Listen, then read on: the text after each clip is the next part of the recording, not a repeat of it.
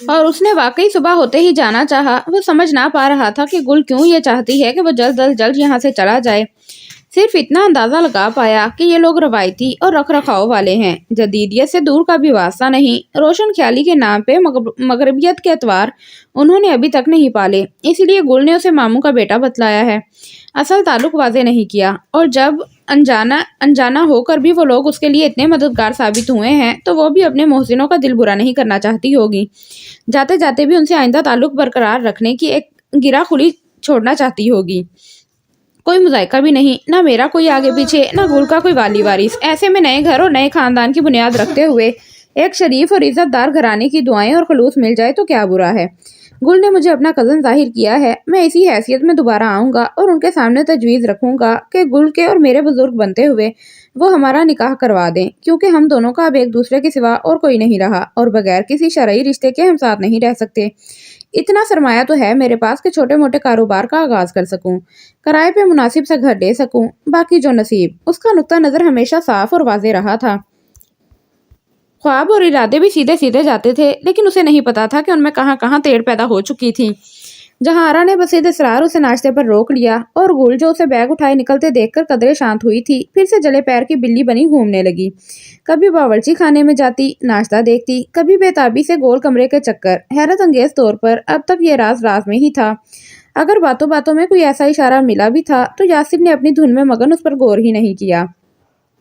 आपको देखकर मुझे अपनी वालदा याद आ गई। वो टीपू पर नजर डाल के दोबारा गोल कमरे की जानिब आई तो यासिर को कहते सुना, टीपू रात को देर से सोया था, नींद आवर गोलियों की मिकदार भी गुल ने ज्यादा दी थी, इसीलिए अब तक धुत था।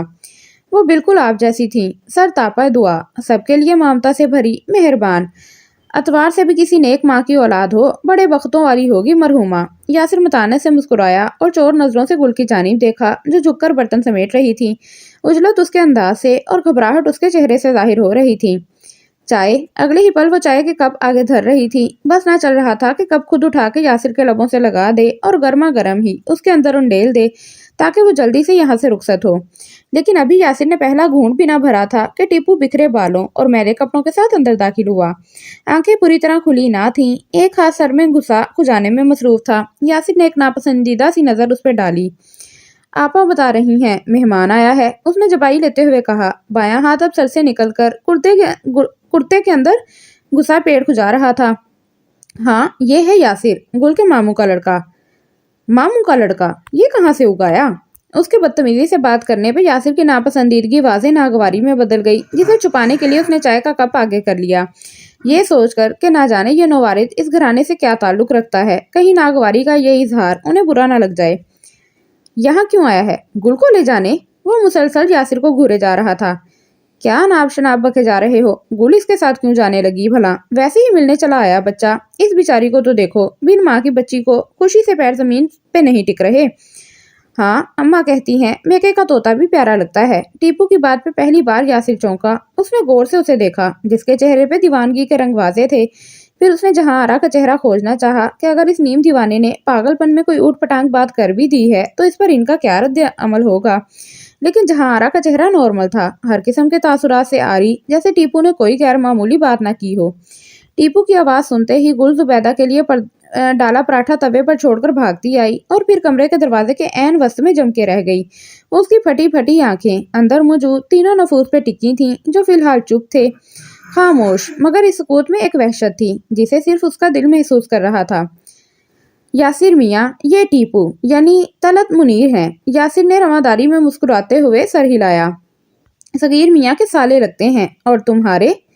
जैसे तुम मेरे साले। टीपू ने जहां आरा की बात मुकम्मल की, यासिर का जी चाहा चाय का कप उस बदतमीज पे उलट दे, फिर उसकी दिमागी हालत का लिहाज करके जब्त कर गया। वो खीखी करके हंसता, पीले भद्दे दांतों की नुमाइश कर रहा था। गुल ने आगे बढ़ के उसे मुतवज्जा किया। आप वहां आ जाएं, किचन में नाश्ता तैयार है। मैं तो यही करूंगा। वो फसकड़ा मार के बैठ गया। अरे बैठा रहने दो, इसका कोई खास रिश्तेदार पहली बार मिलने आया है। जहां आरा ने अपनी जानिब से शरारत करना चाही। यासिर मियाँ, तुम शायद पहचाने नहीं इसे। गुल के कदम लड़खड़ा गए, वो पीछे की जानिब हटी। तभी, वरना ढंग से मिले होते। उसका दिल चाहा कानों पर हाथ रख दे, अपने नहीं यासिर के कानों पे। ये गुल का शोहर है और तुम्हारा बहनोई। यासिर के गले में फंदा लग गया। اس نے اپنے کانوں سے سنا تھا، اپنی آنکھوں سے گل کا نظریں چرانا دیکھا تھا۔ یہ وہم نہیں تھا، حقیقت تھی، ایک جان لیوا حقیقت۔ اس کو یقین نہیں آ رہا تھا، مگر یقین کرنا تو تھا۔ یہ گل کا شوہر ہے، تمہارا بہنوئی۔ ابھی تک یہ الفاظ باز گشت کی مانند اس کے کانوں میں گونج رہے تھے۔ یاسر، گل کی مدھم سرگوشی پہ وہ پلٹا۔ وہ فق رنگت لیے دروازے کے بیچوں بیچ کھڑی تھی۔ اگر ایک اور نیا جھوٹ گھڑ کے اپنے اس فن کی داد لینے آئی ہو تو پلیز پلیز چپ رہو، میں اتنے زیادہ جھوٹ نہیں سن سکتا۔ وہ ضبط کھو بیٹھا۔ وہ اس کی معمول سے اونچی آواز سن کر گل نے گھبرا کر دروازہ بند کیا۔ یاسر، تمہیں میری پوری بات سننا ہوگی۔ پوری بات یا پورا جھوٹ؟ وہ پھٹ پڑا۔ ہاں، بولا تھا میں نے جھوٹ، کیونکہ یہ ضروری تھا۔ میں جس قسم کے حالات میں گھری تھی ان میں سوائے جھوٹ بولنے کے اور کوئی چارہ نہیں تھا میرے پاس۔ تمہارے پاس ویسے بھی جھوٹ بولنے کے علاوہ کچھ نہیں ہوتا۔ جب سے تم سے ملا ہوں ہر بار ایک نیا روپ دیکھتا ہوں تمہارا۔ کئی بار خود پہ حیرت ہوتی ہے کہ میں سب جانتے بوجھتے کیسے تمہاری محبت کے چکر میں پڑ گیا، اور کبھی حیرت تم پہ ہوتی ہے کہ تم ہو کیا چیز جو منٹوں میں ایک مرد کے ہوش و حواس مٹھی میں کر کے اسے بے بس کر دیتی ہو۔ اس بار مجھے حیرت نہیں ہو رہی گل، صرف افسوس ہو رہا ہے۔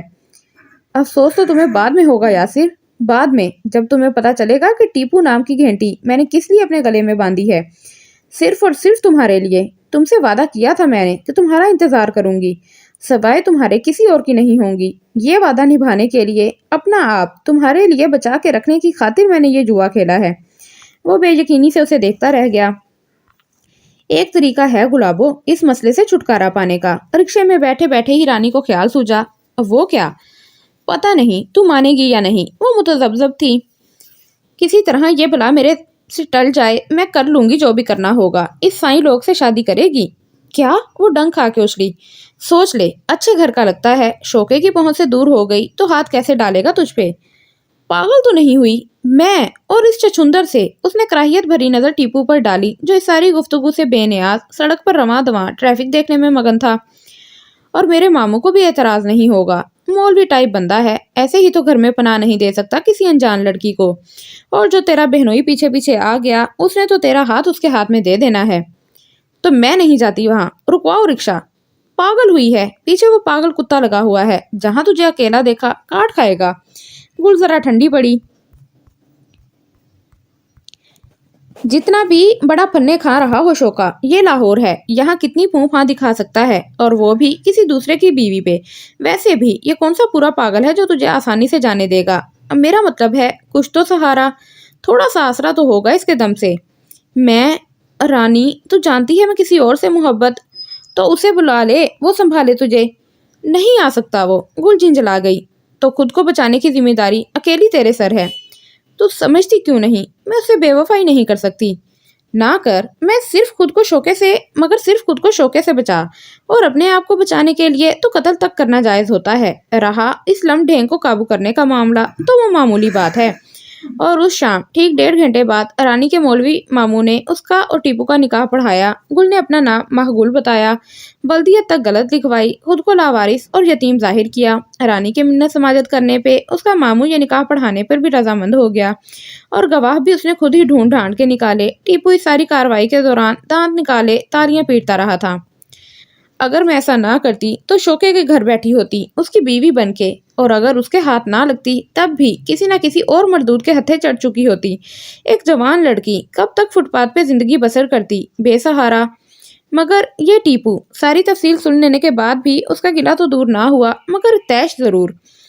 معصوم، سیدھا سادہ، اس سے مجھے کیا خطرہ ہو سکتا تھا؟ ہاں، مگر شوکا، ایک بار اس کے ہاتھ آ جاتی تو پھر ہمارا ملنا ناممکن تھا۔ اب ممکن ہو گیا ہے، وہ ہارے ہوئے لہجے میں بولا، اور ایک تواتر اور جوش کے ساتھ اپنی صفائیاں پیش کرتی گل چپ کی چپ رہ گئی۔ پھر ذرا سنبھل کے کہا، اس بھنور سے نکلنا میرا کام ہے، تم فکر مت کرو۔ میں فکر نہ کروں؟ وہ تلخی سے ہنس پڑا۔ زندگی میں پہلی بار کسی سے محبت کی، اس نے مجھے شکست کا مزہ چکھا دیا۔ پہلی بار کسی کی ذات پہ اعتماد کیا، اس نے مجھے ہی اندھیرے میں رکھ کے اتنا بڑا فیصلہ کر دیا۔ پہلی بار کسی سے امید لگائی، اس نے ساری آس اور توقعات توڑ ڈالی۔ اور زندگی میں پہلی بار کسی کے ساتھ کے خواب دیکھے، جس کو ساتھ دیکھنا چاہا وہی صدیوں کے فاصلے پہ کھڑا ہے۔ نہیں یاسر، میں تم سے یہ سب چھپانے کی خطاوار ضرور ہوں، لیکن صرف اس لیے کہ میں تمہیں پردیس میں پریشان نہیں کرنا چاہتی تھی۔ تم پہلے ہی پیس رہے تھے حادثات کی چکی میں، اور مجھے پتا ہوتا کہ اللہ اتنا کرم کرنے والا ہے तुम पे तो मैं कुछ इंतजार कर लेती। हाँ, ये गलती तो होती है हम इंसानों से, सब कुछ नज़र में रखते हैं, सारा हिसाब किताब, सारा नफ़ा नुकसान, एक बस अल्लाह के करम की उम्मीद नहीं रखते। तुमने भी अपनी हिफाजत के लिए ऐसे बोधे सहारे तलाश करने की बजाय अल्लाह से आस लगाई होती तो।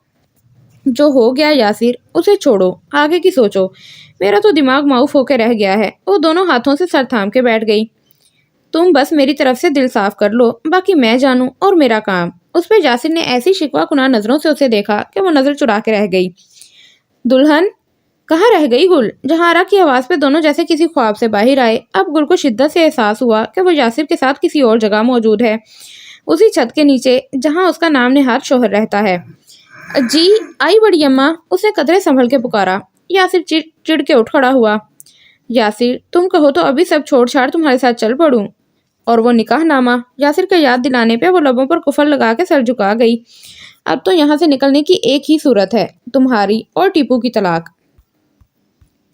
मैं उससे, वो कहते कहते रुक गई। हाँ बोलो, क्या कहना चाहती हो? उससे बात करोगी? उस नीम पागल से? तुम कहोगी और वो तलाक दे देगा? कुछ होश में होता तो शायद गैरत में आके दे ही देता। यासिर ने जहर में बुझे अल्फाज उगले।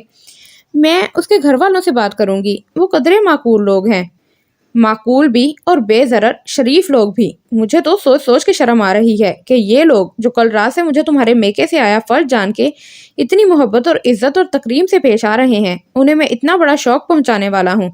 और तुम बताओगी ये सच उन्हें? इतनी इखलाकी जुर्रत है तुम में? पता नहीं, वो उंगलियां मसलने लगी। एक के बाद एक चेहरा नजरों के सामने आने लगा। जहां आरा बेगम, वो तरहदार खातून जो मजे से रहने की आदी थी, उन्होंने किस फराग दिली से उस जैसी कम माया लड़की को घर में ही नहीं खानदान में भी जगह दी थी। सगीर अहमद, वो बारोब नजर आने वाला मगर अंदर से बेहद हसास और नरम को शख्स, जिस इज्जत से उसे नजर झुका के मुखातिब करता था, उसे गोया पर लग जाते थे।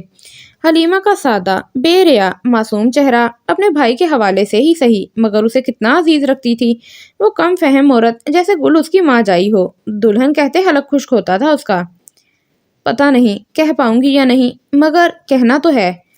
क्या मिलेगा कहकर? जो एतबार बनाया है उसे भी खो दोगी। ये भूल जाओ कि वो लोग इस सिलसिले में तुम्हारी कोई मदद करेंगे। उन्होंने नहीं करवाई अपने बेटे की शादी तुमसे। शरीफ इंसान से हर बार शराफत की तवक्का मत रखो। ये ना हो कि जोश से काम लेकर किसी नई मुसीबत में फंसा लो खुद को।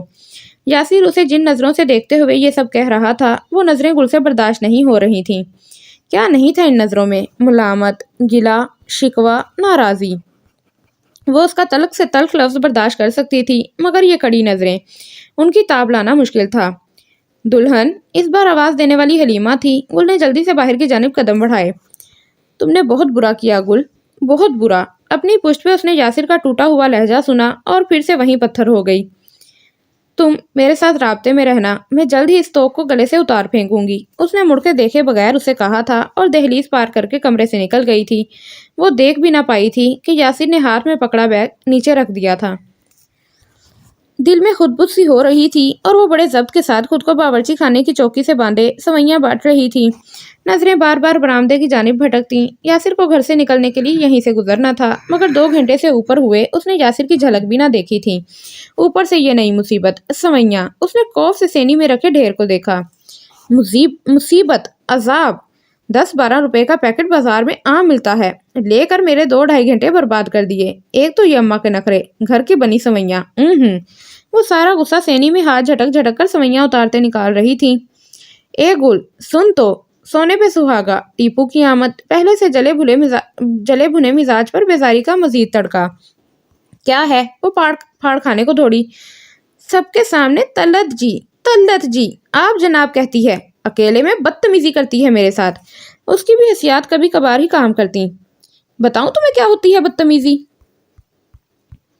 गुल ने पंजे दिखाए। उसके लंबे लंबे नाखून देकर वो बौखला कर पीछे हटा। पीछे कर, पिछल पैरी, ड्रैग कोलन। मैं तो भाई मियाँ का पैगाम लेकर आया था। 2 कप चाय बनाकर भिजवा दे उनके कमरे में। वहां साला बैठा है ना, उसके साथ पियेंगे। कौन? वो ठटकी। साला और कौन? वही तेरे मामू का लड़का। देखो जरा, साला मेरा और यारी घाट रहा है भाई मियाँ से। वो तो पैगाम देकर चलता बना और गुल के हाथ पैर पसीजने लगे, दिल डूबने लगा। या क्यों नहीं अब तक यासिर? क्या चाहता है? इतनी तफसील से सारी बात समझा तो दी है उसे।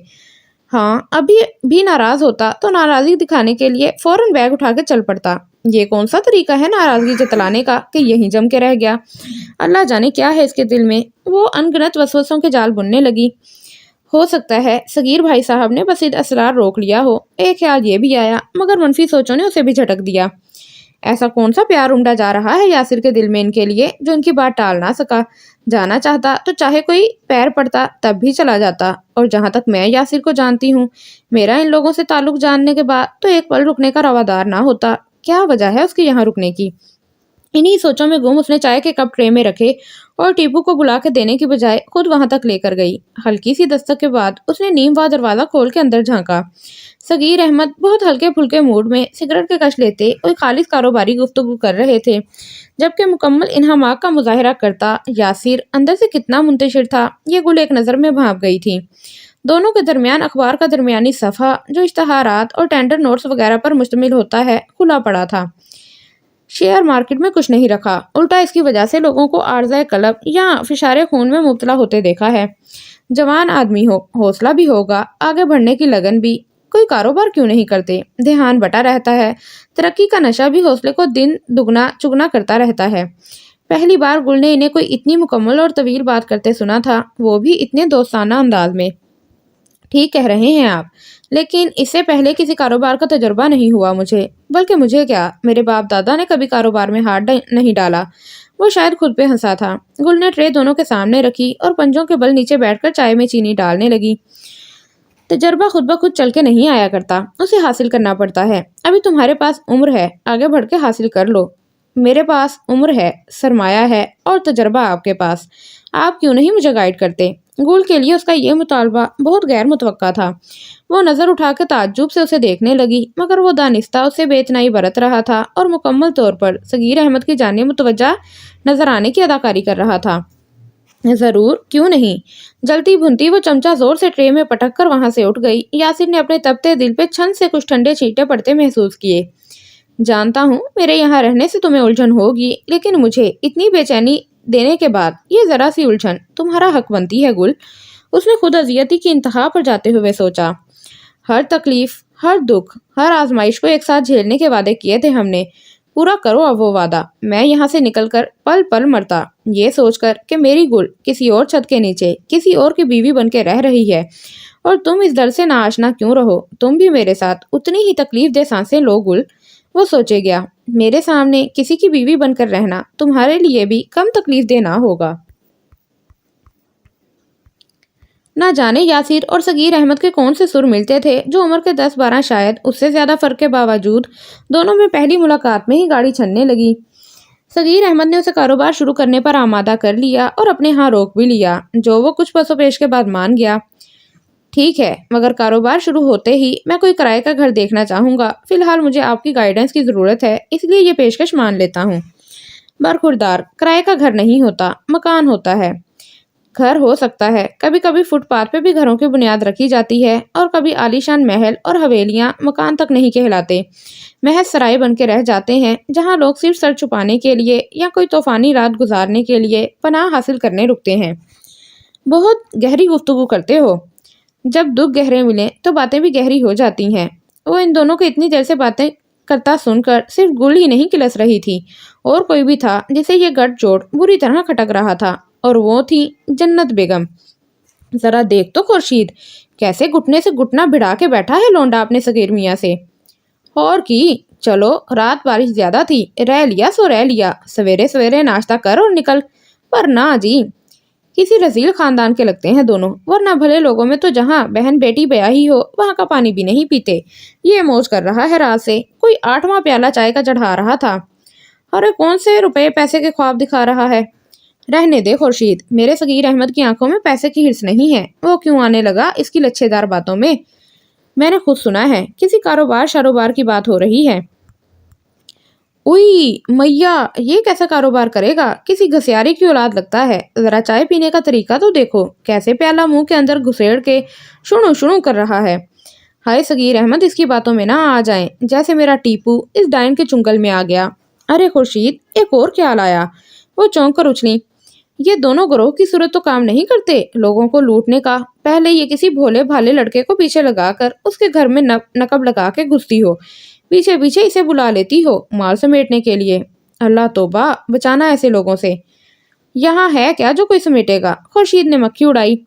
ارے ایسے بھی گئے گزرے نہیں ہم، کیا بات کرتی ہے؟ اوہو، میرا مطلب ہے سب کچھ تو تمہارے سیانے جوائی نے بینکوں میں دبا رکھا ہے۔ پھر سے وہی بے پر کی ہوائی۔ کتنی بار کہا ہے اس مردودنی بھابی بیگم کی کو جو مرضی کہہ لیا کر، مگر میرے داماد کی شان میں خبردار جو کوئی گستاخی کی تو وہ بہت صاف دل اور صاف نیت کے ہیں۔ اچھا بابا معاف کر، خورشید نے منہ بنا کر کہا۔ اور وہ دیکھ، ارے کون سے کاغذ پر دستخط بھی کروا رہا ہے، کہیں یہ گھر اپنے نام نہ کروا لے۔ پاگل ہوئی ہے، ایسا بھی اندھیر نہیں، مگر کوئی نہ کوئی گڑبڑ ہے ضرور۔ دونوں تخت پر بیٹھی اپنے اپنے اندازے لگا رہی تھیں اور یاسر کو گھورنے کا شغل بھی جاری تھا۔ لگتا ہے اس اسکوٹر کو ایک بار پھر ورک شاپ کی سیر کرانی ہوگی، تنگ کرنے لگا ہے۔ صغیر احمد 9:30 10 بجے تک اسٹور پر چلے جاتے تھے، آج معمول کے خلاف 1 بجے کے قریب نکل رہے تھے اور اسکوٹر تھا کہ سٹارٹ ہونے کا نام ہی نہیں لے رہا تھا۔ باہر گاڑی آپ ہی کی کھڑی ہے؟ یاسر نے دریافت کیا تو وہ شرمندہ سی ہنسی ہنس دیے۔ ہاں، مگر اصل میں مجھے کار چلانی نہیں آتی، انہوں نے جھیمتے ہوئے اعتراف کیا۔ ارے کمال ہے، کبھی سیکھنے کی کوشش بھی نہیں کی؟ فرصت نہیں ملتی۔ یہ کیا بات ہوئی؟ چلے میں سکھاتا ہوں، 2 دن میں ٹرین نہ کر دیا تو نام بدل دیجیے گا۔ وہ فوراً اٹھ کھڑا ہوا اور خورشید نے جتاتی نظروں سے جنت بیگم کو دیکھتے ہوئے ٹہوکا دیا، جو پہلے ہی کینہ توز نظروں سے ان دونوں کو گھورے جا رہی تھیں۔ دیکھ رہی ہوں اور سمجھ بھی رہی ہوں۔ ان دونوں کے نکلنے کی دیر تھی کہ جنت بیگم نے واویلا مچا دیا۔ غضب خدا کا، اندھیر ہے اندھیر، گھسائے چلے جا رہے ہیں ہر ایرے گہرے نتھو خیرے کو، چاہے وہ اچکا سب لوٹ کر چلتا بنے۔ کیا واہی تباہی بکے جا رہی ہو؟ جہاں آرا نے ناگواری سے ٹوکا اور دوپہر کے کھانے کی تیاری کرتی گل نے تو اپنے چہرے کے بگڑے زاویے چھپانے کے لیے باقاعدہ منہ پھیر لیا۔ صحیح کہہ رہی ہوں، صغیر احمد مرد ہیں، ان نزاکتوں کو نہیں جانتے۔ تم تو بڑی سیانی بنی پھرتی ہو، تم ہی کچھ ہوش سے کام لو بھابی، نہ جان نہ پہچان، نہ واقف کاری نہ رشتہ داری۔ انجان مرد کو زبردستی کا مہمان بنا لیا ہے، اور صغیر میاں کو دیکھو، اس کے ساتھ کار میں بیٹھ کے چلے بھی گئے۔ اللہ جانے اس کی کیا نیت ہو، کہیں کار سمیت کہیں اور نہ لے جائے۔ سٹھیا گئی ہو جنت، جہاں آرا نے کوف سے سر جھٹکا۔ رشتہ داری تو ہے میرے یا صغیر میاں سے زیادہ تمہارے ساتھ ہے، آخر وہ تمہاری اکلوتی بہو کے میکے کا اکلوتا رشتہ دار ہے۔ ارے دور کے سلام ایسی راہ چلتی بہو کے میکے والوں کو، جنت نے ہاتھ جوڑ کے ماتھے سے لگائے۔ تم سلام بھیجو یا لعنت، اب اس حقیقت سے انکار تو ممکن نہیں کہ گل ٹیپو کی بیوی ہے۔ تم تسلیم کرو نہ کرو مگر تعلق تو جڑ چکا ہے، اس سے بھی اور اس کے عزیزوں سے بھی۔ جہاں آرا کو لطف آ رہا تھا جنت بیگم کو کلسانے میں، ورنہ ایسا کوئی خاص نرم گوشہ ان کے دل میں بھی نہیں تھا یاسر کے لیے۔ آخر رات بھر کی تو جان پہچان تھی۔ ویسے بھی اتنی عمر کے بعد انسان میں دوسروں کو پرکھنے کا سلیقہ آ جانا چاہیے، صورت سے، گفتگو سے، سبھاؤ سے، طور طریقوں سے، ہر لحاظ سے لڑکا اچھے کردار اور خاندان کا لگتا ہے۔ دفعہ دور، خورشید نے ہاتھ جھٹکا۔ اس ساری بک بک کو مشکل سے برداشت کرتی گل نے بہتر جانا کہ وہ یہاں سے اٹھ جائے، ورنہ قریب تھا کہ وہ ضبط کھو دیتی اور جنت بیگم یا خورشید میں سے کسی ایک کا سر توڑ دیتی۔ سر نہ سہی، یہ تو پھوڑ سکتی ہوں۔ راہداری میں سے گزرتے اس کی نظر جنت بیگم کے کمرے کے کھلے دروازے سے اندر رکھے گھڑے پر پڑی۔ بڈھی ڈائن کیسے منہ بھر بھر کے یاسر کو کوس رہی تھی، مر جائے اللہ کرے۔ دل کی ساری کھولن، ساری بھڑاس اس نے پیتل کا بھاری گلاس گھڑے پر مارتے ہوئے نکالی اور خود جلدی سے کمرے سے نکلی اور بھاگتی ہوئی راہداری کے دوسری سمت جاتے دروازے سے غائب ہو گئی۔ جانتی تھی اس چھناکے پہ سب لوگ اسی جانب آنے والے ہیں۔ پھر رات تک وہ یہی دعائیں مانگتی رہی کہ یاسر کا ارادہ بدل گیا ہو، صغیر احمد گھر لوٹیں تو اکیلے، اس اطلاع کے ساتھ کہ یاسر کو کوئی پرانا واقف کار مل گیا اور وہ اس کے ساتھ ہو لیا، یا پھر یاسر کسی ضروری کام سے شہر سے باہر چلا گیا، یا اتنا ہی کہ اس نے مزید یہاں رہنے سے معذرت کر لی ہے، مگر ہر بار اس کا کالا چرمی بیگ منہ چڑھاتا نظر آ جاتا۔ اور پھر یہ امید بھی دم توڑ گئی۔ رات 8 بجے کے قریب جب صغیر احمد کی واپسی ہوئی تو یاسر ہمراہ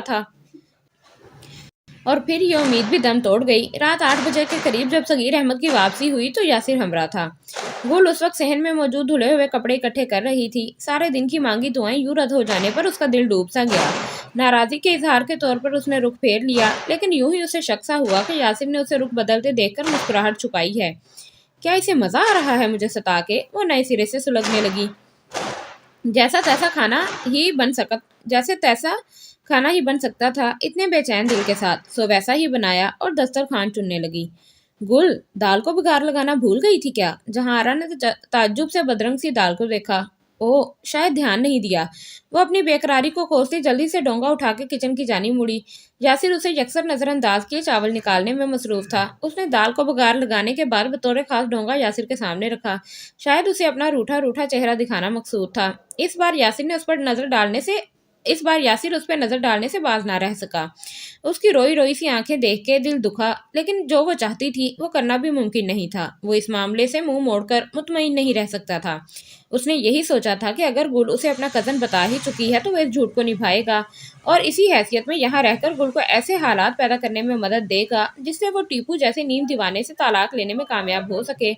और इस सिलसिले में उसके सामने सबसे ज़रूरी, सबसे आसान और सबसे जायज़ हल यही था कि वो सगीर अहमद और जुमला घर वालों के दिल में इतनी जगह बना ले कि उसकी दरख्वास्त पे वो इस बेजोड़ रिश्ते को ख़त्म करने का फैसला खुद ही कर ले। और अगर उसके इस अमल से गुल को तकलीफ हो रही थी तो वो अपनी जगह हक बजानिब था, उसे इस तकलीफ में मुब्तला देखते रहने पे। अनजाने घर में यूं दंदनाते फिरते उसे झिझक महसूस हो रही थी, इसीलिए बहुत खजालत के आलम में वो छोटे छोटे कदम उठाते हुए राहदारी से गुजर के बावर्ची खाने के दरवाजे तक आया। उसकी तवक्का के ऐन मुताबिक गुल उसे सामने ही आटा गूंथती नजर आ गई। पहले वो उसे आवाज देकर मुखातिब करने लगा, फिर पता नहीं क्या जी में आई कि इशारे से अपनी जानी मुतवज्जा किया। गुल ने उस पर एक अजनबियत भरी नजर डाली और तुंदही से अपने काम में मसरूफ हो गई। झिंझला के वो आगे बढ़ा और अभी पहला कदम ही किचन के अंदर धरा था कि गुल के पीछे चंद कदम के फासले पे खड़ी जहां आरा को देख के वहीं का वहीं रह गया। कुछ चाहिए था बेटे? वो नई डिनर सेट की प्लेटें कपड़े से खुश करके अलमारी में सजा रही थी। जी, पानी। पानी चाहिए था। वो बौखला के रह गया। कमाल है, तुम्हारे कमरे में किसी ने पानी ही नहीं रखवाया। गुल, छोड़ो काम, पहले यासिर भाई के लिए पानी, बल्कि शरबत बनाओ। खाला जान, रात के इस वक्त शरबत की बिल्कुल भी ख्वाहिश नहीं है, सादा पानी चाहिए। इस वक्त मैं खास तौर पर सगीर अहमद के लिए बादाम वाला दूध काट के रखती हूँ, वो ले लो एक गिलास। गुल, जरा निकालना तो। गुल आटा कपड़े से ढांप कर सिंक में हाथ धोने लगी।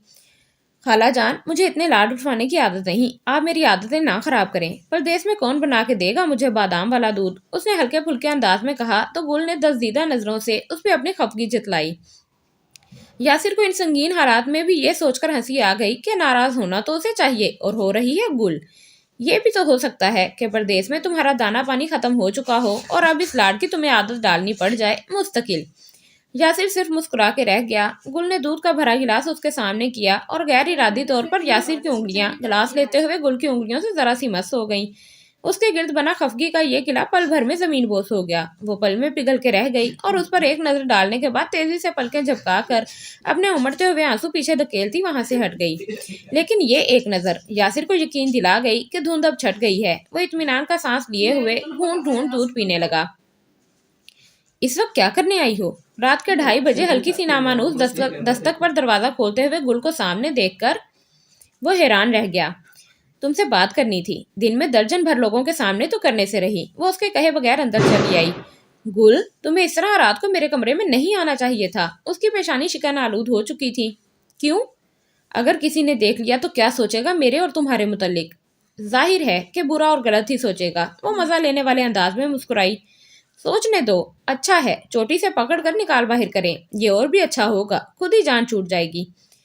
तुम्हें टीपू से हर हाल में तलाक लेनी है, ये तय है। मगर गुल, ये तरीका मुनासिब नहीं है। हमें कोई हक नहीं है कि हम अपने जाती मुफाद और मकसद के हसूल के लिए इतने सादा दिल और मासूम लोगों के जज्बात से खेलें। थोड़ी हिकमत अमली से काम लो। ये अच्छे लोग हैं। बहुत जल्दी मैं इन्हें ये एहसास दिलाने में कामयाब हो जाऊंगा कि तुम्हारा और टीपू का रिश्ता महज मजबूरी का बंधन है। वो खुद तुम्हें इससे आज़ादी दिलाएंगे, बस कुछ दिन।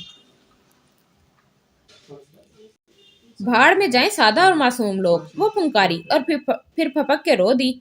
मेरे दिल पे क्या गुजर रही है, इसकी परवाह है तुम्हें? इनकी बहुत फिक्र है। इससे पहले मैं भी तेल और तेल की धार देखते हुए इनकी जूतियां तक सीधी करने पर तैयार थी कि यहाँ से निकल के जाऊंगी कहाँ। लेकिन अब तुम्हारे आने के बाद मुझसे एक मिनट भी सब्र नहीं हो रहा। दिल चाहता है सारे घर पर लानत भेजूं और तुम्हारा हाथ थाम कर इन लोगों को मुंह चढ़ाती हुई निकलूं यहाँ से। एहसान फरामोशी और तोता चश्मी शायद इसी को कहते हैं, यासिर ने तंज किया। कहते होंगे, मुझे नहीं साबित करना खुद को मुखलिस, बेरिया और फलां ढमका। मुझे सिर्फ अपनी मोहब्बत को सच्चा साबित करना है। तो फिर ठीक है, फिर जो करो वही करो जो मैं कह रहा हूँ। यासीर, उसने एहतजाज करना चाहा।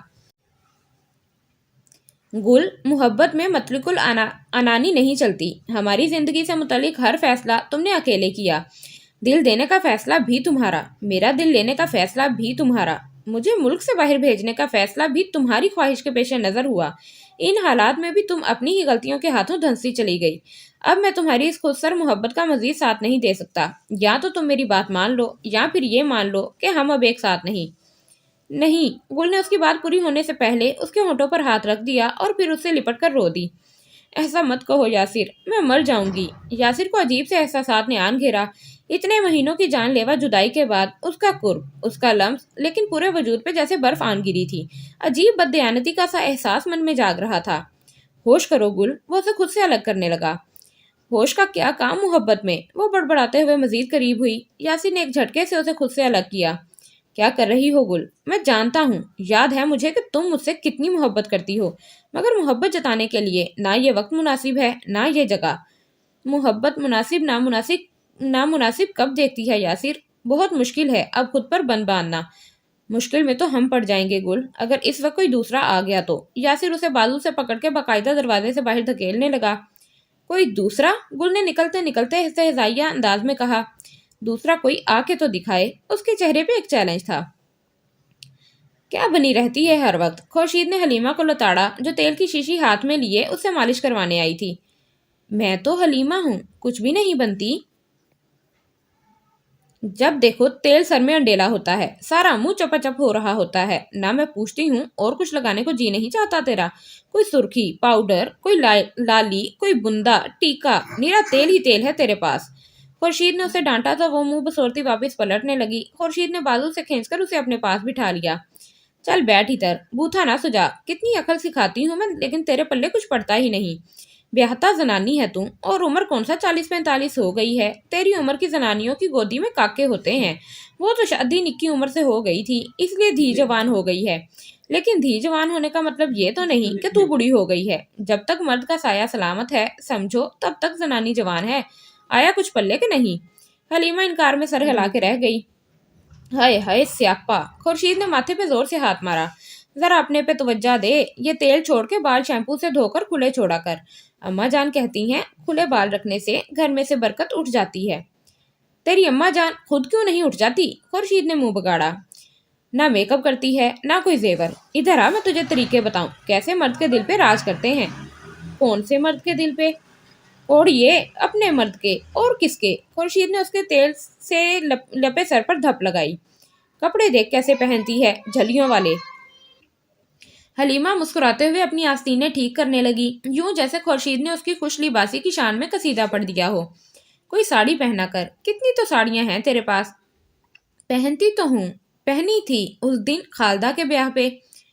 خالدہ کو تو طلاق ملے 4 سال ہو گئے، اب کیا دوبارہ ساڑی اس کے دوسرے بیاہ پہ پہنے گی؟ گال سن، یہ جو بندے ہوتے ہیں نا، شادی بے شک گھریلو سیدھی سادی شریف لڑکی سے کرتے ہیں، پر اندر ہی اندر ان کے دل میں کسی طوائف کے نخرے اٹھانے کی حسرت پلتی رہتی ہے. اسی لیے عقل مند بیویاں ان کے جی کو مانتے ہوئے خود ہی تھوڑی بہت طوائف بن جاتی ہیں. ہاں. حلیمہ نے منہ پر ہاتھ رکھ کر شرم اور حیرت کا ملا جلا اظہار کیا. صحیح کہہ رہی ہوں. تھوڑا نخرا، تھوڑا فیشن، تھوڑی چٹک مٹک، یہ اگر گھر بیٹھی بیوی میں مل جائے تو بندہ باہر کیوں جھانکے. بس آج سے میری بات پر عمل شروع کر دے. اس کے بعد وہ تفصیل سے حلیمہ کو صغیر احمد کا دل جیتنے کے گر بتانے لگی. اب تک ناراض ہو. وہ کپڑوں کا ایک ڈھیر سامنے رکھے برآمدے میں استری کرنے بیٹھی تھی. نہیں ہونا چاہیے. میری مانتے نہیں ہو، اپنی زبردستی منواتے ہو. وہ پلگ لگانے لگی. جو کر رہا ہوں اپنی اور تمہاری بہتری کے لیے. جو طریقہ تم بتا رہی ہو اس میں نیری ضلالت ہے. کیا ہم زندگی کی شروعات بدنامی اور رسوائی کے بوجھ تلے دب کر کریں گے؟ اس سوال کا کوئی جواب نہیں تھا گل کے پاس، کیونکہ وہ ایسی باتوں کا مطلب ہی نہیں سمجھتی تھی. زندگی کا فلسفہ اس کی نظر میں کچھ اور تھا، یاسر کی نظر میں کچھ اور. وہ محبت اور دل کی خوشی کو ترجیح دیتی تھی، جبکہ یاسر کے لیے عزت اور وقار سب سے اہم تھا. میری شرٹ بھی پریس کر دو. اس کے اتنے اپنائیے سے کہنے پہ ایک بار پھر گل کی خود ساختہ ناراضگی بھاپ بن کر اٹھ گئی. وہ نثار ہوتی نظروں سے اسے دیکھتی اسے شرٹ لینے لگی. تمہاری تو سب سے پہلے. ویسے جا کہاں رہے ہو؟ 1-2 دکانیں دکھانی تھی صغیر بھائی نے، وہی دیکھنے جا رہا ہوں. دکان کھولو گے؟ ہاں، اسپیئر پارٹس کی. میرا تو ارادہ تھا نیا کاروبار کرائے کی دکان میں شروع کروں.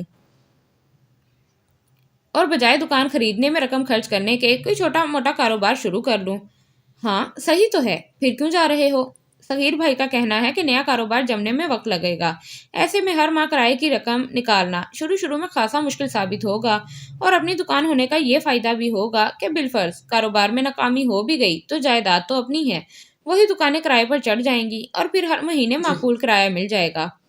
بات تو یہ بھی ٹھیک ہے، بلکہ زیادہ ٹھیک۔ وہ بڑی محبت، بڑی عقیدت سے شرٹ کی ایک سلور ہاتھ سے دور کرتی اس پر استری پھیر رہی تھی۔ اسی لیے تو ہر بات میں ان سے مشورہ کر رہا ہوں، ان کا تجربہ ان معاملات میں زیادہ ہے، اور آدمی بھی پرخلوص ہیں، ورنہ آج کل کے زمانے میں کون کسی کا ہاتھ پکڑتا ہے؟ میرا ان کا رشتہ ہی کیا ہے جو میرے لیے اپنا قیمتی وقت برباد کر رہے ہیں؟ ہائے! اس نے درد سے دوہری ہوتے ہوئے اپنا ہاتھ بغل میں دبایا۔ یاسر کو بولتے سننا کافی نہیں تھا اس کے لیے، ایک ٹک اسے دیکھتی بھی جا رہی تھی، اور اسی نہماک اور بے خودی کے عالم میں اس نے گرم استری سے اپنی انگلیاں جلا لی تھیں۔ دکھاؤ تو صحیح، زیادہ جلا ہے؟ لیکن اس سے پہلے کہ وہ گل کا ہاتھ تھام کر چیک کرتا، وہاں سے گزرتے ٹیپو کے کان میں بھنک پڑ گئی۔ جل گیا؟ کیا جل گیا؟ گل تو جلی ہے؟ وہ تیزی سے بھاگا آیا، گل کا ہاتھ کھینچا اور الٹ پلٹ کر دیکھنے لگا۔ لال سرخ ہوتی انگلیاں دیکھ کے وہ جیسے پاگل ہی ہو گیا۔ گل کا ہاتھ جل گیا؟ ذلیلو، کمینو، اپنے کپڑے خود استری کیا کرو، جلا دیا نا میری بیوی کو؟ چلا چلا کے کہتا وہ آنسو بہا رہا تھا، ساتھ ساتھ ہذیانی انداز میں اس کے ہاتھ میں پھونکے مار رہا تھا۔ یاسر دیکھتا کا دیکھتا رہ گیا، اور گل وہ گھبراہٹ کے عالم میں اپنا ہاتھ ٹیپو کی گرفت سے کھینچنے کی کوشش بھی کر رہی تھی، اور ساتھ ساتھ یاسر کو بھی دیکھ رہی تھی، جس کے چہرے کا رنگ ایک دم بدلتا جا رہا تھا۔ پھر وہ جھٹکے سے مڑا اور جاتے جاتے اپنی شرٹ کھینچ کے تیز تیز قدموں سے چلتا وہاں سے غائب ہو گیا۔ آرام آیا؟ ٹیپو نے ہتھیلی سے اس کا ہاتھ سے ہلاتے ہوئے کہا۔ دفع ہو جاؤ یہاں سے۔ اس نے پوری طاقت سے اپنا ہاتھ کھینچا۔ لیکن تیرا ہاتھ، اسی الٹے ہاتھ کی ایک پڑے گی تمہیں۔ وہ دبک کے وہیں چپ کا چپ رہ گیا۔ صغیر احمد نماز کی جالی والی سفید ٹوپی اتارتے ہوئے کمرے میں داخل ہوئے تو حلیمہ کو ڈریسنگ ٹیبل کے سامنے بیٹھا دیکھ کر چونک گئے۔ ان کے چونکنے کی واحد وجہ اس کا ڈریسنگ کے سامنے بیٹھنا نہیں تھا، حالانکہ یہ بھی ایک وجہ ضرور تھی۔ حلیمہ کو آئینہ دیکھنے کا نہ تو شوق تھا نہ ضرورت۔ چونکنے کی دوسری اور سب سے بڑی وجہ حلیمہ کا حلیہ تھا۔ اس نے تیز نارنجی رنگ کی ساڑی پہن رکھی تھی، اگرچہ اسے پہننے اوڑھنے کا خاص سلیقہ نہیں تھا، اس کے باوجود جہیز اور بری میں، اور اس کے بعد بھی جنت بیگم اور جہاں آرا کے لیے بیش قیمت لباس تیار کرواتی رہتی تھیں، اور زری و پوت کی یہ ساڑی بھی ضرور خاصی قیمتی رہی ہوگی، لیکن بے ڈنگے سے حلیمہ کے ڈھیلے ڈھالے جسم پر لپٹی عجیب سی لگ رہی تھی۔ اسی اناڑی پن سے اس نے میک اپ تھوپ رکھا تھا، گہرے سبز رنگ کا آئی شیڈ شاید انگلی کی پور سے پپوٹوں پر ملا گیا تھا، آدھے چہرے پر پھیلا بلش آن، میرون لپسٹک ہونٹوں کے ساتھ ساتھ دانتوں پر بھی لگی تھی، بھاری گلوبند، ہاتھوں میں چوڑیاں، بالوں میں گلاب کا پھول لٹکایا ہوا۔ وہ آئینے میں دیکھتے ہوئے جھمکے پہن رہی تھی، اتنی محویت کے ساتھ کہ اسے صغیر احمد کے آنے کی خبر بھی نہ ہو سکی۔ حلیمہ، اس کے پکارنے پہ وہ پلٹی۔ آپ آ گئے؟ اوہ ہو، ابھی تو اتنا تیار ہونا تھا۔ چلو کوئی بات نہیں، باقی کل۔ ساڑی کی فال درست کرتی وہ اٹھی تو صغیر احمد کو لگا ابھی اگلے قدم پہ الجھتے ہوئے زمین بوس ہو جائے گی۔ رات کے اس وقت تم کہاں جا رہی ہو؟ کوئی شادی ہے؟ وہ جانتے تھے کہ ایسا کوئی پروگرام نہیں، نہ ہی برآمدے میں بیٹھی جہاں آرا نے اس قسم کا کوئی ذکر کیا تھا، اس کے باوجود پوچھ بیٹھے، مگر وہ کوئی جواب دیے بغیر اٹھی اور مسکراتے ہوئے ان کے پاس آنے لگی۔ صغیر احمد کی حیرت میں کئی گنا اضافہ ہو گیا جب اس نے بالکل نزدیک آنے کے بعد شرماتے ہوئے اپنے چہرے کو دونوں ہاتھوں سے ڈھانپ لیا۔ یہ کیا کر رہی ہو تم؟ اوہ ہو، ہاتھ ہٹائیں نا میرے۔ ہٹائیں بھی؟ بند ہاتھوں کی اور سے وہ جھنجھلاتے ہوئے منمنائی۔ کیا حرکت ہے یہ؟ خود ہٹاؤ۔ وہ کچھ نہ سمجھتے ہوئے ناگواری سے سر جھٹک کے بیڈ کی جانب بڑھ گئے۔ حلیمہ نے مایوس ہوتے ہوئے خود کو ہی ہاتھ ہٹائے اور آہستہ سے بولی، نہیں ہٹائے؟ اچھا یہ تو دیکھیں۔ بیڈ پہ بیٹھ کر موزے اتارتے صغیر احمد کے چہرے کے سامنے اپنی کلائیاں کر کے اس نے کانچ کی چوڑیاں چھنکائیں۔ دیکھیں کیسے چھن چھن کر رہی ہیں۔ ہاں اچھی ہیں۔ بادل نخواسا انہوں نے اچڑتی سی نظر ڈالی اور تکیہ سیدھا کر کے لیٹنے لگے۔ حلیمہ اتنی سی تعریف سن کے ہی خوش ہو گئی اور ان کی نظروں کے سامنے چوڑیاں مزید زور سے چھنکانے لگی، ساتھ ساتھ ہلکی ہلکی گنگناہٹ، چھن چھن میری چوڑیاں چھن چھن۔ کیا کر رہی ہو حلیمہ؟ انہوں نے گھبرا کر اس کی چوڑیوں بھری کلائی تھام لی۔ باہر تک آواز جا رہی ہوگی، سب کیا سوچیں گے؟ مگر وہ اس سوال کا جواب دینے کے بجائے پنجوں کے بل زمین پر بیٹھ گئی اور اس کی گود میں سر رکھ دیا۔ حلیمہ، وہ ششدر رہ گئے، لیکن ابھی پے در پہ حیرت کے مزید حملے ہونے تھے۔ وہ اچانک اٹھی، ساڑی کا پلو چٹکی میں بھرا اور لہراتے ہوئے بل کھانے لگی۔ چاندنی راتیں ہو، چاندنی راتیں۔ حلیمہ اب کہ وہ گرج کر بولے، لیکن اس کے کان شاید بند تھے، وہ بدستور لہراتے ہوئے گنگنا رہی تھی۔ سب جگ سوئے اور اس کے ساتھ ہی اس کا پیر ساڑی میں اٹکا اور وہ پوری کی پوری صغیر احمد کی گود میں آن گری۔ انہوں نے کوف سے اسے پرے کیا۔ یہ تم کیا کر رہی ہو؟ آپ کو خوش کر رہی ہوں۔ لا حول ولا۔ وہ منہ بناتے ہوئے اٹھ کھڑے ہو گئے۔ اس لیے کہتا ہوں فلمیں کم دیکھا کرو، اس عمر میں چلی ہیں بابرہ شریف بننے، کس نے بھرا ہے یہ خناس تمہارے دماغ میں؟ آپ خوش نہیں ہوئے؟ ان کے ڈپٹنے پر وہ سہم کے دبک گئی۔ اماں تو کہتی تھیں آپ خوش ہوں گے۔ وہ سر پکڑ کے بیٹھ گیا تو حلیمہ کو رونا آ گیا۔ کیا مصیبت ہے، اتنے بھاری جھمکے بھی پہنے، اتنی گرمی میں یہ موٹا بلاؤز بھی، ساری کمر چھل کے رہ گئی اور پاؤں میں بھی موچ آ گئی، پھر بھی آپ خوش نہیں ہوئے۔ سب ٹھیک کہتے ہیں، مجھے کچھ بھی نہیں آتا۔ بند کرو یہ رونا دھونا۔ صغیر احمد کو سر میں شدید ٹیسیں اٹھتی محسوس ہوئیں اور وہ روئے چلے جا رہی تھی۔ آخر انہوں نے بے چارگی سے اسے دیکھا۔ حلیمہ، خدا کا واسطہ ہے، اٹھو، کپڑے بدلو اور منہ ہاتھ دھو کر آؤ، میں کہتا ہوں اٹھو۔ وہ آنسو پہنچتی ساڑی سے الجھ کر چلتی واش روم میں جا گھسی اور صغیر احمد نے ایک سرداہ بھری۔ مجھے خوش کرنے کا خیال دل سے نکال دو حلیمہ، یہ تمہارے بس کی بات نہیں۔ رہ رہ کے اسے وہ منظر یاد آ رہا تھا جب اس کا ہاتھ ٹیپو کے ہاتھ میں تھا اور وہ بے بسی سے دیکھتے رہنے کے علاوہ کچھ نہیں کر سکتا تھا۔ اسے اپنے آپ سے نفرت سی محسوس ہوئی۔ کیوں پڑ گیا ہوں میں اتنا کمزور؟ کیوں؟ کیا محبت انسان کو اتنا بے بس کر دیتی ہے؟ یہ کیسی محبت ہے جس نے میرے ہاتھ پیر باندھ کے رکھ دیے ہیں؟ یہ کیسی محبت ہے جو مجھے بغیرتوں کی طرح سب کچھ برداشت کیے جانے پر مجبور کر رہی ہے؟ وہ الجھتا جا رہا تھا، تبھی دروازے پہ ہلکی دستک نے اسے چونکایا۔ وہ دروازے کی جانب دیکھنے لگا، مگر چند سیکنڈ تک انتظار کرنے کے بعد بھی جب دوبارہ دستک نہ ہوئی تو اسے لگا اسے وہم ہوا تھا۔ وہ سر جھٹکتے ہوئے لیٹنے ہی لگا تھا کہ وہی نامحسوس سی دستک پھر سے ہوئی، جیسے کسی نے دروازے کے پٹ کو انگلیوں سے گولے سے بجایا ہو۔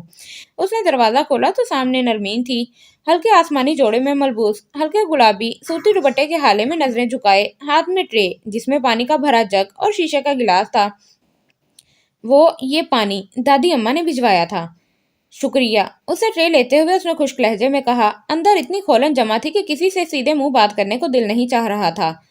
اور کسی چیز کی ضرورت ہو تو بتا دیجیے گا، جبکہ نرمین کا دل چاہ رہا تھا کسی بھی طرح بس وہ اس سے بات کرتا جائے۔ نہیں، ضرورت تو نہیں، لیکن وہ کہتے کہتے رک گیا۔ جی کہیے، وہ بےتابی سے بولی۔ نہیں کچھ نہیں۔ وہ ٹرے بیڈ کی سائڈ پر رکھی تپائی پر رکھنے لگا۔ پلیز آپ کو جو چاہیے بے تکلف بتائیے۔ ادھر وہ مصر تھی، آخر وہ متذبذب سے انداز میں بتانے لگا۔ چاہیے تو کچھ نہیں، لیکن کیا میں اب میرا مطلب ہے صرف آج کی رات میں آنگن میں۔ کہتے کہتے وہ رک گیا۔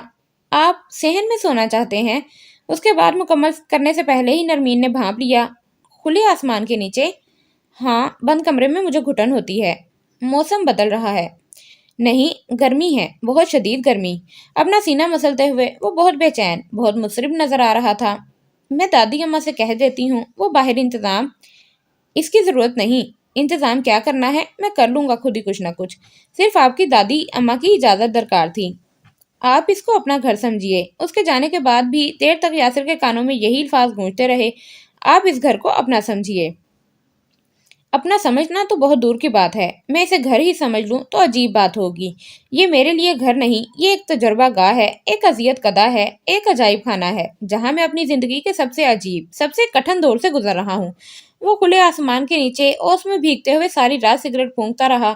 گل بار بار کھڑکی کھولتی، اس کی بے چینی اور رت جگہ اسے بھی ایک پل چین نہ لینے دے رہا تھا۔ ادھر یہ پگھل رہی تھی، ادھر وہ جل رہا تھا۔ یہاں پکی اینٹوں کے صحن میں راکھ گر گر کے جمع ہو رہی تھی، وہاں اندھیرے گھٹن زدہ کمرے میں دھواں پھیل پھیل کے فضا کو بوجھل کرتا تھا۔ اماں، حلیمہ کی مریل سی آواز پہ پاندان صاف کرتی جنت بیگم نے اسے دیکھا اور طنزیہ ہنکارہ بھرتے ہوئے کہا۔ آ گئی میاں کی یاد، مل گئی فرصت ساس کی خدمت کرنے سے۔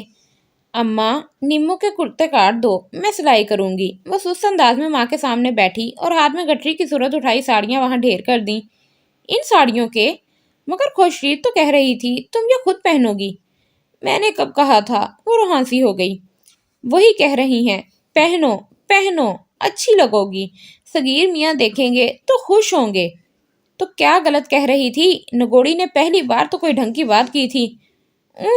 حلیمہ نے گردن ایک جانب پھیری۔ جنت بیگم نے ذرا غور سے اس کی اتری اتری صورت اور بیزار رنگ ڈھنگ ملاحظہ کیے۔ پہن کے تو دیکھتی، وہ ٹٹولنے لگی۔ پہنی تھی یہ نارنجی والی۔ حلیمہ نے نارنجی ساڑی کا گولا سا بنا کے پرے پھینکا۔ پھر وہ بہت غصہ ہوئے۔ حلیمہ کی آواز بھرا گئی۔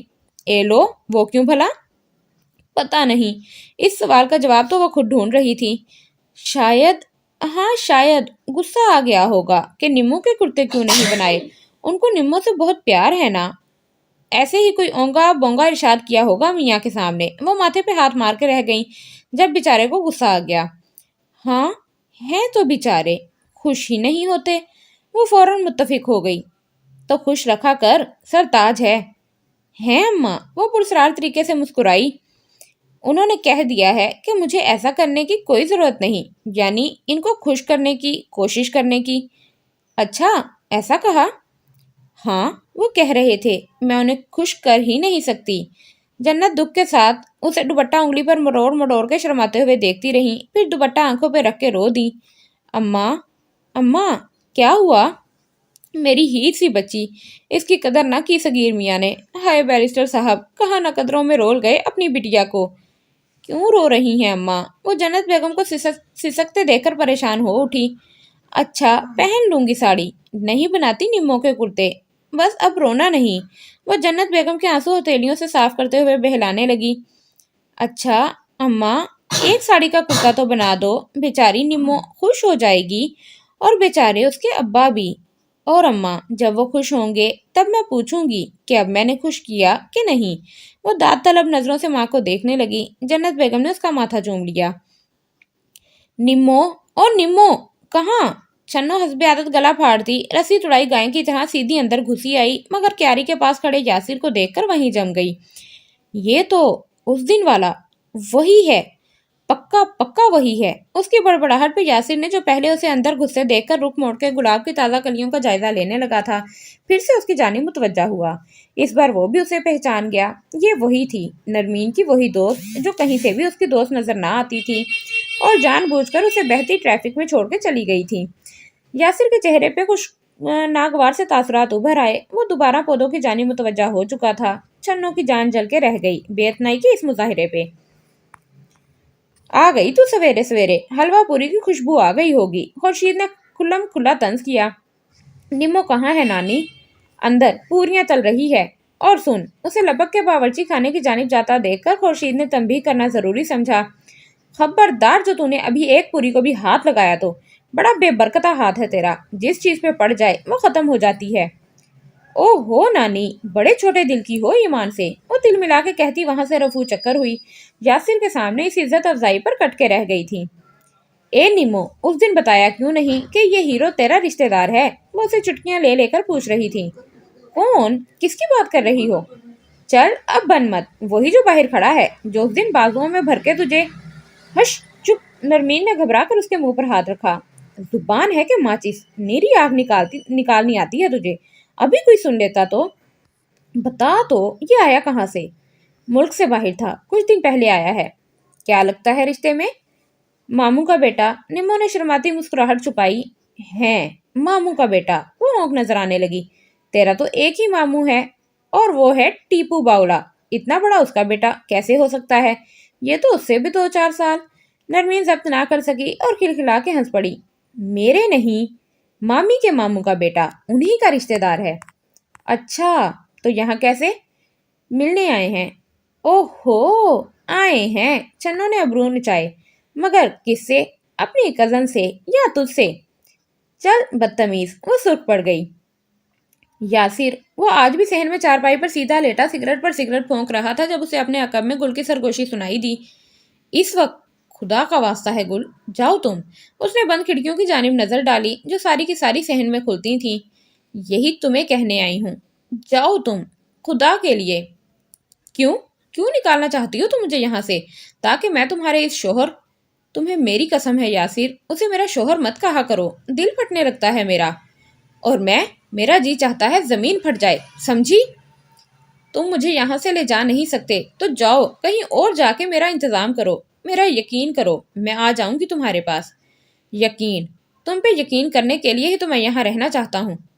مجھ پہ یقین کرنے کے لیے؟ کچھ دیر تو گل سمجھ ہی نہ سکی اس کی بات کا مطلب، اور جب سمجھ آیا تو زمین کے اندر دھنسی چلی گئی۔ تمہیں اب تک میری بات کا اعتبار نہیں؟ میری زبان کافی نہیں؟ خود یقین دلانا چاہتے ہو اپنے آپ کو؟ مگر اس کے ان سوالوں کا جواب دینا یاسر نے مناسب نہیں سمجھا، اور اسی طرح کالے آسمان پر کہیں کہیں ٹمٹماتے ستاروں کو دیکھ کے دھواں پھونکتا رہا۔ اسے پتہ بھی نہ چلا کہ کب وہ اپنے شکستہ دل کی کرچیاں سمیٹتی انہی شکستہ قدموں پر واپس لوٹ گئی۔ اللہ جانے کہاں گئی دلہن؟ ٹیپو کہہ رہا ہے اماں کی ٹانگیں دبانے گئی ہے، لیکن میں اماں کے کمرے ہی سے تو آ رہی ہوں، وہاں نہیں تو پھر کہاں گئی؟ حلیمہ اپنے آپ سے الجھتی بڑبڑاتی برآمدے سے نکلتی آنگن کی جانب آ رہی تھی۔ اس کے ہاتھ میں مٹی کی پیالی تھی، دودھ سے آدھی بھری۔ اچانک کھٹکے کی آواز پہ وہ مسکرائی۔ آ گئی میری مانو بلی، اسے دودھ کی خوشبو۔ ارے گل تم! سامنے سے آتی گل بھی اسے دیکھ کے سٹپٹا کے رہ گئی۔ تم تو اماں کے…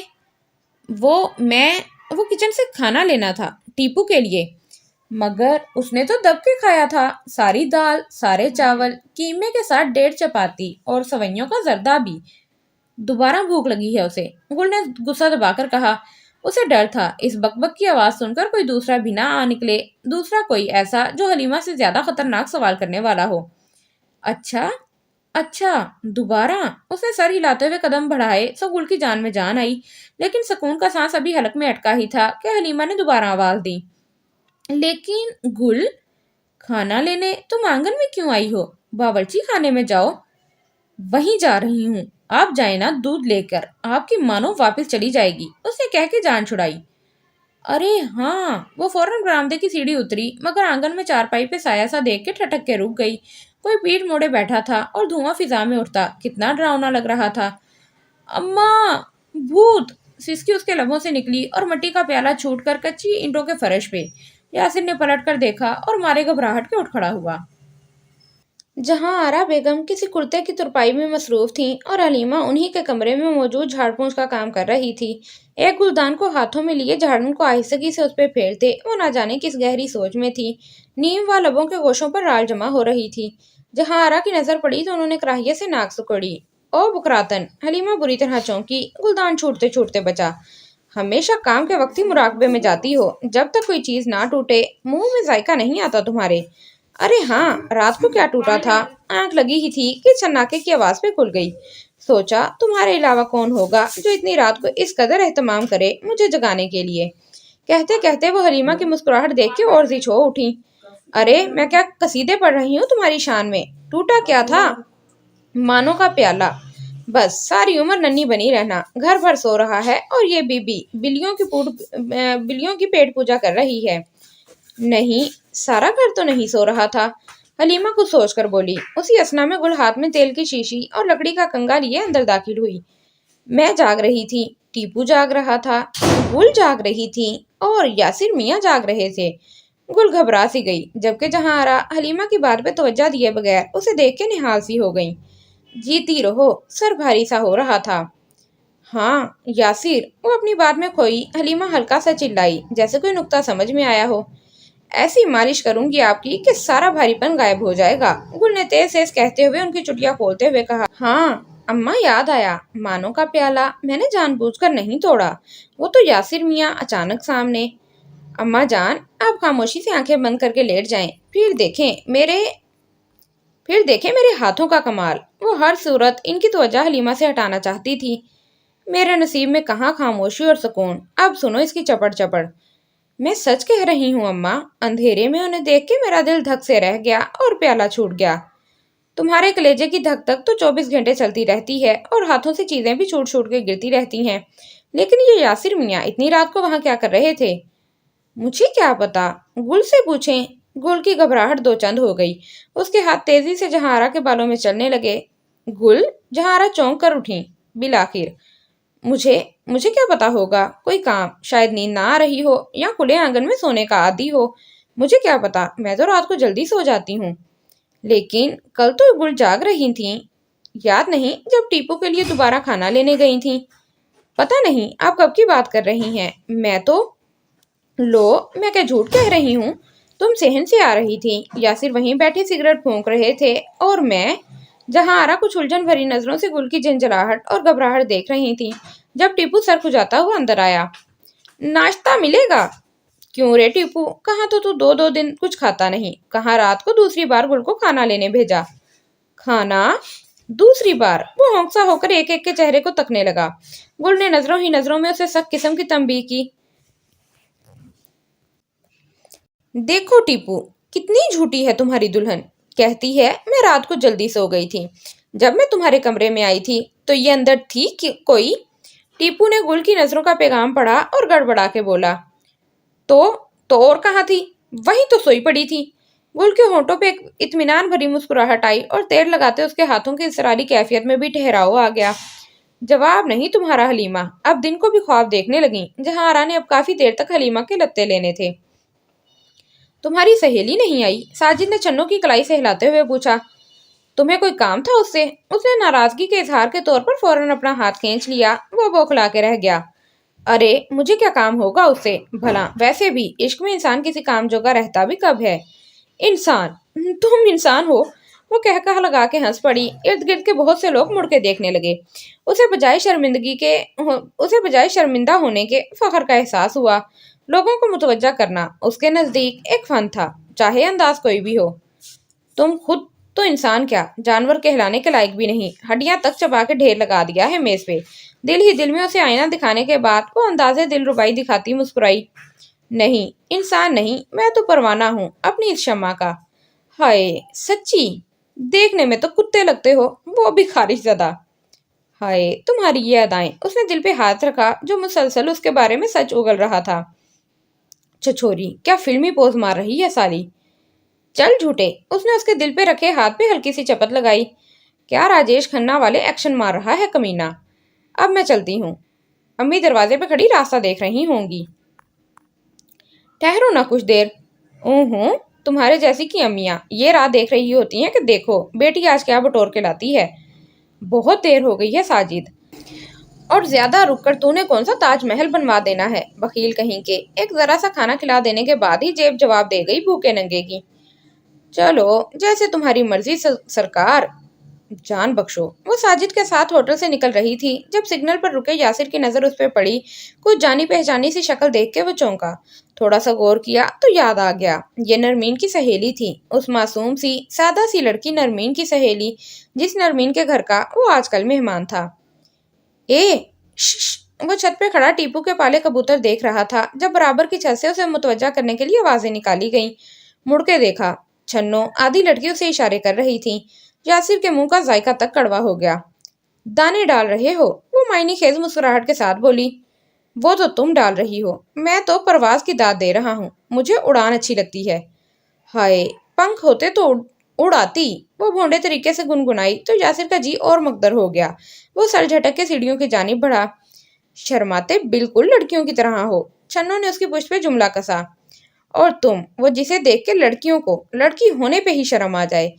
यासिर का कोई हक ना बनता था उस अनजानी लड़की को इतनी सख्त बात कहने का, लेकिन वो कहे बगैर ना रह सका। छन्नो देर तक सुलगती रही। तुम ऐसा सोच भी कैसे सकते हो यासिर? वो दीवानी बनी उसके पीछे पीछे आ रही थी। तुम जो मर्जी करती फिरो, मेरे सोचने पे भी पाबंदी है। मैंने जो भी किया तुम्हारे लिए किया। तुम समझ तो गए थे मेरी बात को, फिर अब नए सिरे से। समझा नहीं था, तुमने जबरदस्ती समझाना और मनवाना चाहा था। नहीं गुल, इतना आसान नहीं है ये। वो मुंह मोड़ के खड़ा हो गया। आसान तो कुछ भी नहीं है यासिर। गुल ने तैश में आके उसका बाजू खींचकर अपनी जानिब किया। बेगैरत लोगों की बेटी बन के जीना, इतना अरसा मोहब्बत के नाम पे खुद को बचाए रखने की कोशिश करना, एक पागल से शादी करना, घर छोड़ के मीलों दूर कहीं मुंह छुपा के शनाख्त खोकर बैठना, आसान तो कुछ भी नहीं यासिर, कुछ भी नहीं। वो फूट फूट के रो दी और हमेशा की तरह एक बार फिर यासिर उसके आंसुओं के आगे हार गया। तुमने खुद को इतनी मुश्किल में डाला क्यों गुल? तुम्हारे लिए कितनी बार बताऊं? मैं जानता हूँ। वो उंगलियों की पोरों से उसके आंसू साफ करने लगा। मगर मैं क्या करूं? जब तुम्हें इस शख्स के साथ देखता हूं तो वो पागल नहीं है गुल, जरा बेवकूफ सही मगर मर्द है। और जहां तक मेरा अंदाजा है वो कोई नशा वगैरह भी करता है। और नशे की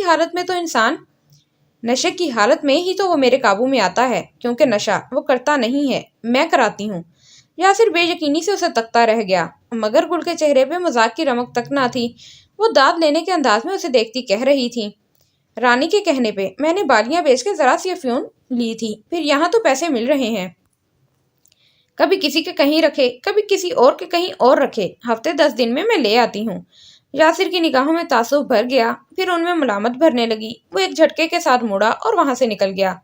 यासिर, वो हक्का बक्का रह गई। बार बार रेशम के धागे की तरह सिरा हाथ से खो देती थी।